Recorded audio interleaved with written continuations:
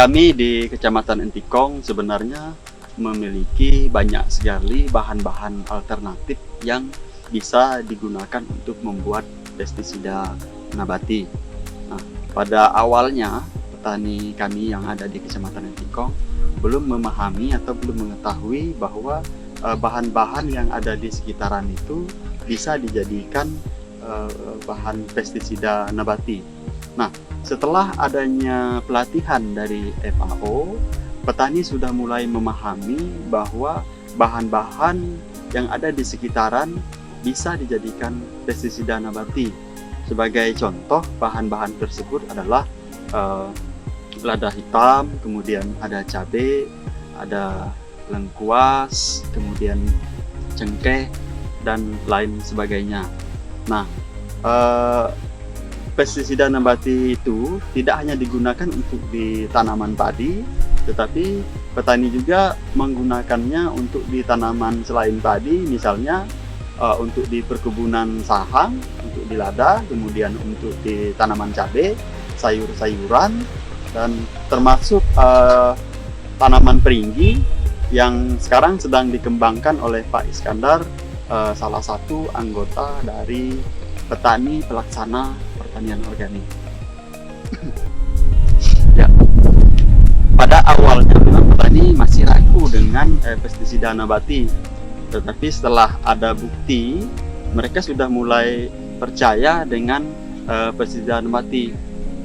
Sebagai contoh, misalnya untuk di tanaman padi dan tanaman peringgi, mereka melihat sendiri bahwa dengan menggunakan pestisida nabati ternyata memang bisa untuk mengendalikan hama. Jadi sekarang mereka sudah mulai percaya dan sudah mulai bisa untuk membuat sendiri bahan-bahan pestisida nabati tersebut. Petani Desa Nekan menanam padi 1 kali setahun. Setelah panen, biasanya dibiarkan tumbuhan rumput atau sebagian ditanam sayur seperti kacang, peringgi. Budidaya padi yang dilakukan musim pertama organik, maka sesuai dengan instruksi tim FAO, petugas lapangan atau PPL, untuk mencoba menanam sayur peringgi secara organik. Awalnya petani di Desa Nekan ini ragu apakah bisa atau tidak bisa karena belum pernah mencoba dan menggunakan pupuk kandang seperti pestisida nabati hayati oleh kelompok secara mandiri. Perlakuan budidaya sama seperti tanaman padi lainnya. Menggunakan pupuk dalam pestisida kimia, semua yang digunakan berbahan organik. Alasannya kenapa? Menanam sayur peringgi karena pasarannya sudah ada. 1 kali tanaman biasa panen sampai 20 kali.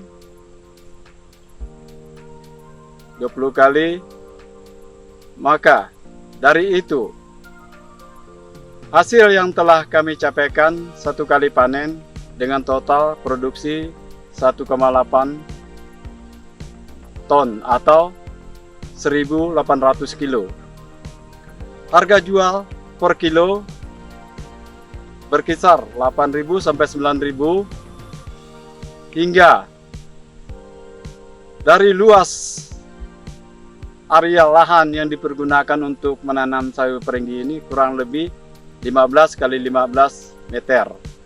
Yang ditanam peringgi menghasilkan per musim kurang lebih total hasilnya belasan juta. Dengan keuntungan tersebut bisa menumpang kehidupan di dalam keluarga seperti membiayai anak sekolah, kebutuhan keluarga, dan lain-lain. Baik sahabat tani, perlu kita ketahui para petani secara khusus di Desa Kenaman di Kecamatan Sekayam ini kita telah melakukan pertanian organik di kelompok tani Subur Jaya, di mana kendala yang petani hadapi selama ini adalah hama. Jadi hama yang selalu mengganggu pertanian kita adalah hama tikus. Jadi kita memiliki ada inovasi-inovasi terbaru yang kita coba di Desa Kenaman ini, di kelompok Subur Jaya. Kita melakukan kegiatan demplot di 3 lokasi. Jadi di sini ada satu kegiatan demplot kita dengan menggunakan inovasi terbaru, yaitu TBS, Trip Barrier System, di mana kegiatan ini cukup membantu di petani kita yang ada di Desa Kenaman, di kelompok tani Subur Jaya ini dengan pengendalian tikus, sehingga yang pernah kita lakukan ini dapat membantu, jadi meningkatkan hasil lebih daripada yang biasa-biasanya. Selama ini kita sudah melakukan beberapa hal dalam pengendalian tikus ini dengan sistem geproyekan, namun di masa pandemi ini saya selaku penyuluh di Desa Kenaman ini cukup kesulitan menghadapi kendala-kendala di lapangan ini, karena pandemi ini bertolak belakang harus mengumpulkan masyarakat setempat, kelompok tani juga. Jadi dengan pola inovasi baru ini cukup membantu petani kami di Desa Kenaman ini, sehingga saya secara pribadi sangat berterima kasih dengan program yang disampaikan lewat FAO ini kepada kami di Desa Kenaman ini. Mungkin itu pengalaman kami dengan pola sistem inovasi baru yang atau disingkat dengan TBS. Terima kasih.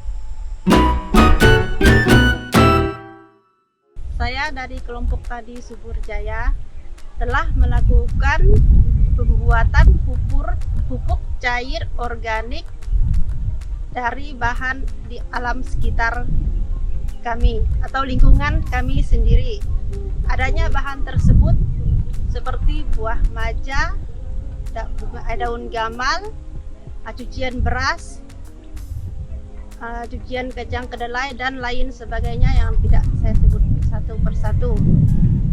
Adanya pupuk tersebut sangat baik dan bermanfaat bagi kami. Kami telah mencobanya, hasilnya lumayan daripada kami mencoba pupuk kimia. Kami dari kelompok tani Subur Jaya sangat berterima kasih kepada FAO yang telah memberi saran atau pengarahan membuat pupuk tersebut. Hasilnya alhamdulillah lumayan.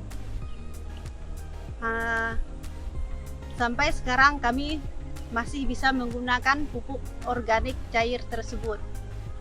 Semoga seterusnya kami bisa memanfaatkan pupuk tersebut. Saya dari kelompok tani Subur Jaya terima kasih kepada anggota yang telah melakukan program ini. Semoga kedepannya lebih maju dan bermanfaat bagi kami. Saya sendiri dari kelompok Subur Jaya berterima kasih juga yang telah mempercaya saya sendiri, Ibu Yosefa Devi, menjadi anggota ketua kelompok tani Subur Jaya.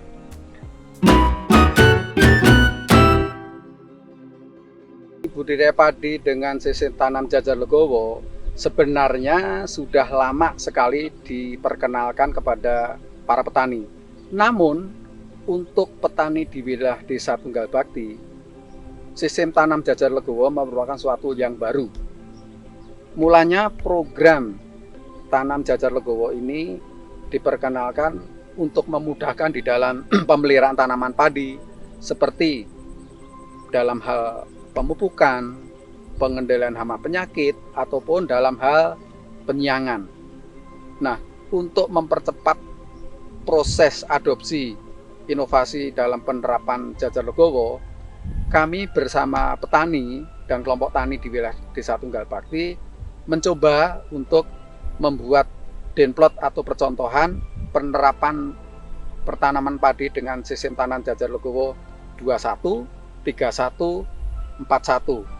Dan ternyata hasilnya itu legowo yang 21 memberikan hasil yang terbaik. Karena petani sudah secara langsung mengamati, melihat langsung, mereka sudah yakin bahwa penanaman padi dengan sistem tanam Jajar Legowo 21 memberikan hasil yang terbaik. Contohnya ini ya, ini penanam padi dengan sistem tanam Jajar Legowo 21. Untuk mempermudah di dalam penerapan sistem tanam Jajar Legowo 21, para petani di Tunggal Bakti saat ini sudah membuat suatu alat ya, namanya caplak dengan Jajar Legowo 21, sehingga dalam pelaksanaannya akan mempercepat di dalam penanaman sistem tanam Jajar Legowo 21. Nah, saat ini ya dari Kementerian Pertanian bekerja sama dengan Badan Pangan Dunia FAO mengembangkan padi organik di Desa Tunggal Bakti ini. Nah, sekarang sudah menerapkan sistem tanam Jajar Legowo 21. Karena petani tadi sudah yakin betul bahwa penanam padi dengan sistem tanam Legowo 21 memberikan hasil yang terbaik. Sehingga dengan penerapan penanam padi dengan Legowo 21 akan memudahkan di dalam pengelolaan atau pemeliharaan padi organik yang difasilitasi dari FAO dan Kementerian Pertanian ini. Dan hasilnya alhamdulillah ada peningkatan produksi dengan penerapan sistem tanam Jajar Legowo 21 tersebut. Sekian. Kami sebagai petani, masalah utama budidaya padi yang ada di Desa Tunggal Bakti ini adalah serangan hama, terutama keong mas. Jadi keong mas yang ada di Desa Tunggal Bakti ini kalau pas musim habis tanam itu sangat luar biasa. Apalagi kalau seandainya lahan sawahnya itu tergenang.